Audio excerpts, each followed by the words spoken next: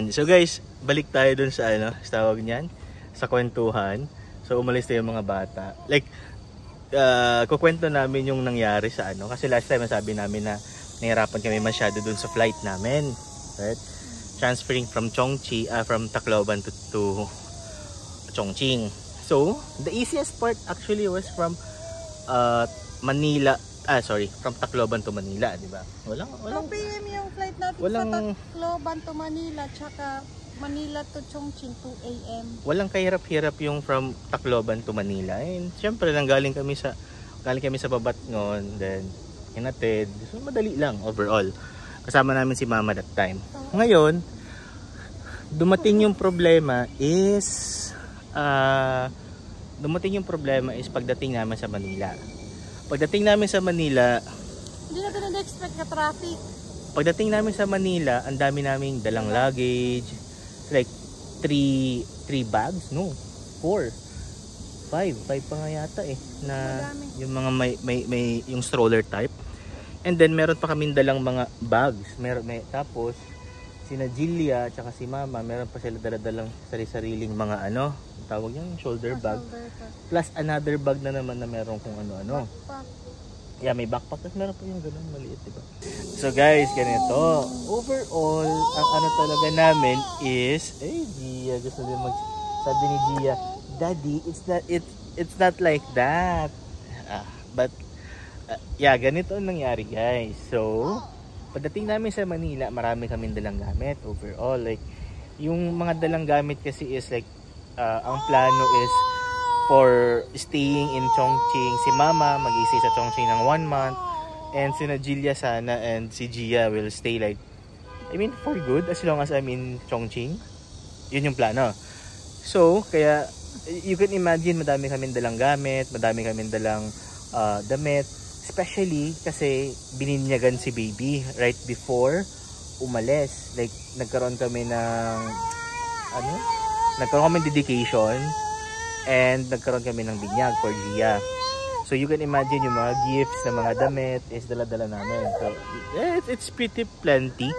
And dumating kami sa Manila siguro around 5 PM, no? May lunch.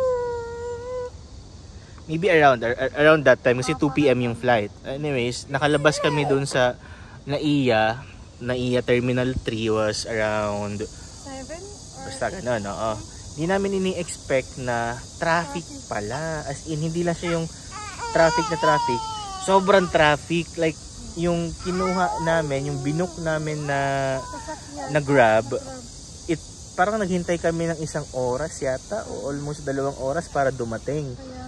Tapos, nung pagdating pa is yung biyahe namin papunta doon sa Heritage Hotel, which is doon kami kasi may pinsan doon si Mrs.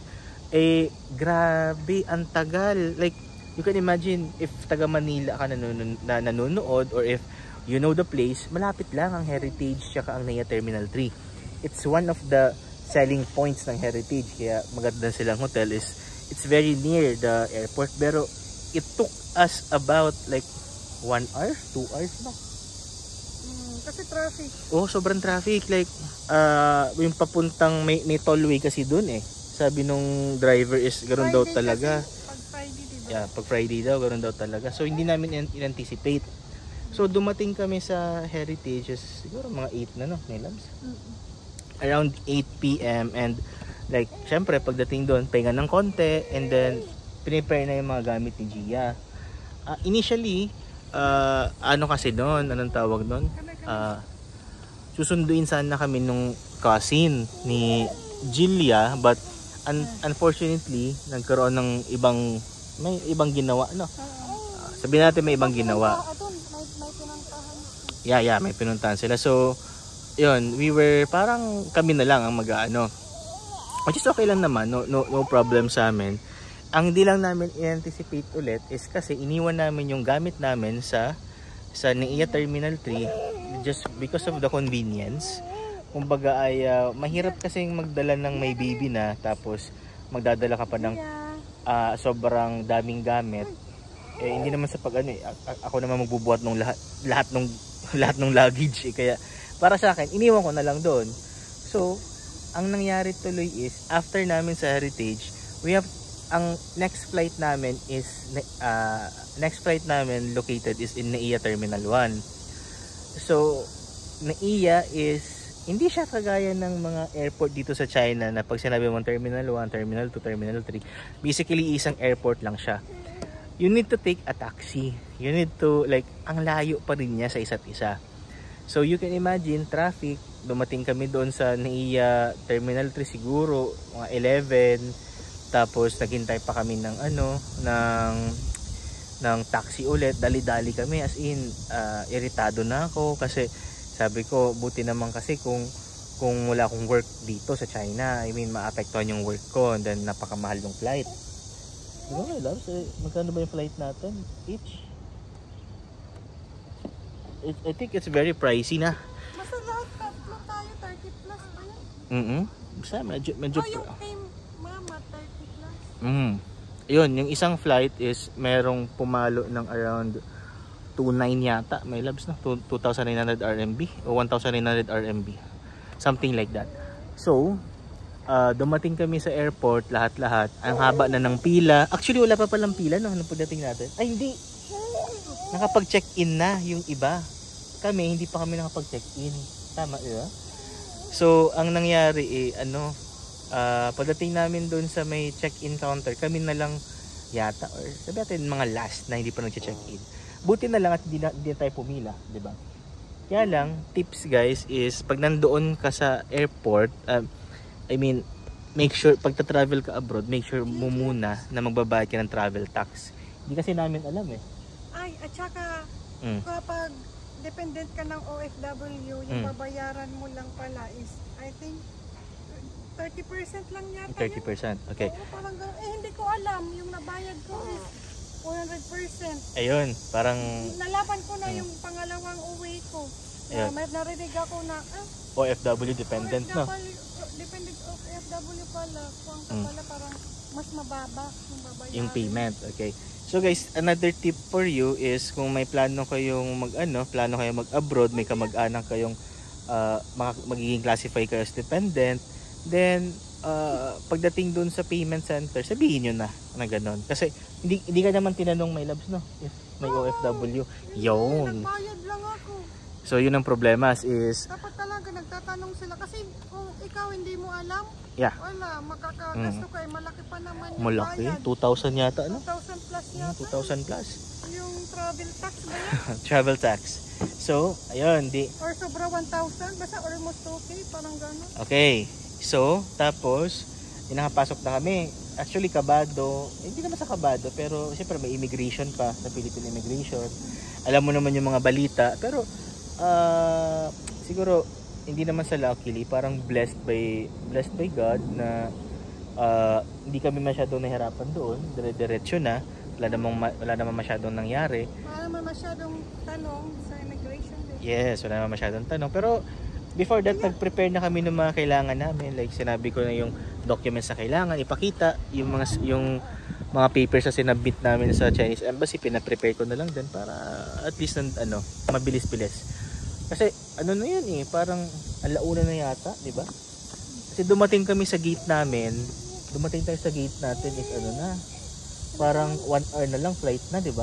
Hindi nga parang 30 minutes nga lang yung pahinga namin sa gate namin di ba? Tapos yun, success, sabi ko, okay, wala nang problema kasi nakasakay na, no other problems. Tapos ang yun is nung nakasakay na kami sa plane, sabi ko, success, okay na to, dire-diretso na kasi enter na ng China. Pagdating ng China, dumating kami is around 5 AM. Sorry guys. Dumating kami is around 5 AM and ang next flight pala namin is around 7 AM. Ngayon, ang naging problema namin is 2 hours lang yung pagitan ng yung layover namin. Tapos yung ticket namin sabi baggage through. Yun pa. Guys, isa sa Alam natin hindi baggage through. Alam ba natin na hindi baggage through? Hindi. Sinabi doon baggage through. Doon sa pagbili ng ticket. Kaya lang, pagtanong namin doon sa counter is kailangan palang i-pick up. So, binili natin yung Shenzhen kasi baggage through. Tsaka mura siya. Tama. Pero, hindi naman ako nag-book yun yung company mo. saan? Kasi libre ng company mo yung ticket natin. Except yung kay mama lang. Doon tayo napaman yung kay mama. Oo nga pala. Mali. Yung company ko nga pala yung nag-ano. Pero yung pinili, ako pumili ng Shenzhen Airlines. Ang sabi doon is baggage through. Anyways guys, so matotal, you better check pag meron kayong connecting flight if baggage through yan or hindi. Kasi kung baggage through siya, dire-diretso yung yung baggage. I mean, hindi mo na kailangan kunin, hindi mo na kailangan pick upin. So ang bahala na maglipat niyan is yung airlines. But ang nangyari sa amin is baggage through siya. Kaya lang pagdating dun sa counter, nalaman namin during check-in na kailangan pa namin pick upin. Sabi na, di sinabi ko sa counter, sabi niyo baggage through, bakit ganyan? Sabi, ay sir, sorry sir, kasi bago kaming airlines and wala pa sa system. Sabi ko, bakit kayo nagbebenta ng ganyan? May hirap kami, no choice na kami ngayon. Wala, empleyado lang, so anong magagawa natin doon? Dumiretso na kami. So, pagdating namin sa Shenzhen, yun nga, 5 AM, 7 AM next flight, kailangan pa namin dumaan sa immigration. Di ba, my loves? Yung immigration sa foreigners, ang haba ng pila. It was like, may ibang foreigners na yung flight 6 AM. Kami 7 AM yung flight namin. Oh, yeah, ang haba ng pila. Oo, ang haba. Sobrang haba ng pila. So, parang meron doon, may flight palabas ng China, may flight, yung iba may domestic flights naman, yung iba flight palabas ng China. So, yun yung kawawa, yung mga flight na palabas ng China. Kasi paano pag magre-rebook sila, ang mahal, 'di ba? So, natapos kami sa immigration, all in all, wala, din naman masyadong mahirap, di naman matagal lang talaga. Yung processing mabilis. They can speak good English naman, 'di ba, my loves? Ang nga lang is, yung processing is inabot kami ng 6:40 na yata, 'di ba? 6:40, di 20 minutes left to go. Dali-dali kami. Kinuha yung baggage, dumaan sa metal detector, lahat-lahat. Tapos, kailangan pa namin kumuha ng ticket. Diba? Kumuha pa kami ng ticket para kami na-check-in ulit. So, Shenzhen Airlines, ano to sa inyo ha? That was our worst experience ever. Para kami nag-recheck-in, baggage through kamo siya. Ibig sabihin kasi nun, hindi mo na kailangan mag-recheck-in, hindi na lahat. So, nag-check-in kami, tapos, okay, nagsabi kami dun sa sa manager na, "Oy sir, maano kami. Natapos kami 7. 20 minutes kaya pa." Sabi ko, "Siguro naman bibigyan kami ng grace period kahit 10 minutes." Guys, napakalaki ng Shenzhen Airport. Biruin mo. Yes, sabi ni Mrs., may sarili silang MRT sa loob. So ngayon, hindi pa namin alam saan pupunta. Hagulhol pa kami, ikot pa kami ng ikot, takbo kami ng takbo. So matotal, nahanap namin, sumakay kami ng train, pumunta, nung malapit na kami sa gate, kinausap ko yung parang counter doon, sabi ko, yung information doon, sabi ko, nakaalis na ba? Sabi, nakaalis na. Shit. Kakaalis lang. Hindi tayo nakaabot. Nakaalis na. So yung puso, yung nadurog, kasi siyempre yung pera ko, RMB ko noon, siguro mga 3,000 RMB na lang yung nasa yung nasa WeChat ko noon. Sabi ko, oh my goodness, paano kaya to? Ang tawag niyan, ang naging sandalan ko noon yung credit card. Tapos nung nandun kami sa nandun na kami, nagpaparebook na kami, inassist naman kami guys, so medyo okay naman. Ang problema lang, nung nagre-rebook na kami, declined yung credit card, hindi pala pwede gamitin abroad. Hindi pala napaano ni Mrs. yung paggamit ng credit card. So, ako naman lumong-lumo. Sabi ko, shit, saan kaya kukuha ng ng pambayad dito? Buti na lang, nung nakuha ko yung overall na bayarin, hindi naman pala ganun kalaki, my loves. Malaki pa rin, pero pumasok doon sa 3,000 na budget. So, doon nakahinga na ako. Sabi ko, pinapili kami ng flight. Sabi niya, anong gusto niyong flight? 10 AM or merong 5:01 ba yan? O 2 yata. Basta hapon. Merong umaga, which is next flight, tsaka merong hapon. Sabi ko, oh no, ayoko muna kung anong 10 AM kasi hindi pa namin alam. Sabi ko, alamin muna natin dito, mag-relax muna tayo. So kinuha namin hapon na flight, guys. Dumating kami sa Chongqing alas 5. Tapos dumating kami dito sa bahay. Siguro mga alas gabi na eh, madilim na eh. Malamig din. Sobrang lamig pa, guys. Talagang gulat sila mama, sila Julia, si Gia, nakaano lang eh. May lang nakaganda si Gia, di ba? Nakatulala lang all the time si Gia. So yun guys, yun yung kwento namin. Hindi ko alam, umabot pa ng 14 minutes yung kwento. Pero, sana nagustuhan nyo. Wait lang ha. Bye ka na, my loves. Bye! See you sa next uso, mga ka-uso. Bye! Oh, si Gia pala. Bye-bye. Ay, busy mag-play. Bye-bye! Bye!